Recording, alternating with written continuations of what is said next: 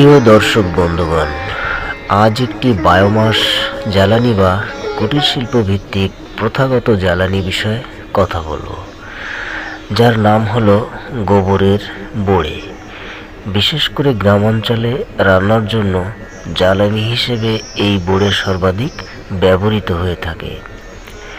এই বড়ে কোনো কারখানায় বা স্বয়ংক্রিয় মেশিনে তৈরি হয় না। এটি এখনো পর্যন্ত সম্পূর্ণ মানুষের হ্যান্ডমেড বা হাতে তৈরি শিল্প। গ্রামীণ বৌদিমণি, দিদিমা, ঠাকুমা, ফুপু, খালারা উঠানের এক কোনায় বা বাগানের ছায়াযুক্ত জায়গায় বসে গল্প করতে করতে বড়ে তৈরির কাজ চালিয়ে যান। 3 থেকে 4 মিনিট সময় লাগে একটি বড়ে তৈরি করতে। বড়ে তৈরির প্রধান উপাদান হল গোবর, পাটকাঠি এবং তুষ। গোবর বেশি শুকিয়ে গেলে অবশ্যই তাতে পানি ঢেলে নরম করে নিতে হয়।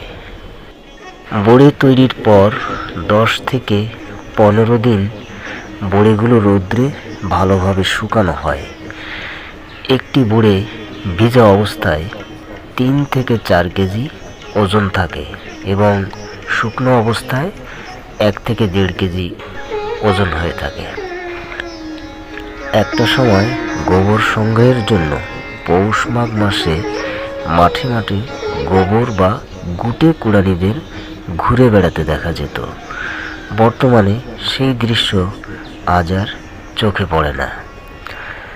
পারিবারিক চাহিদা পূরণ হওয়ার পর অতিরিক্ত বড়ে ফড়িয়াদের কাছে বিক্রি করে দেওয়া হয়। ভিডিও চিত্রে একজন ফড়িয়াকে আমরা দেখতে পাচ্ছি, উনি বড়ে ক্রয় করছেন।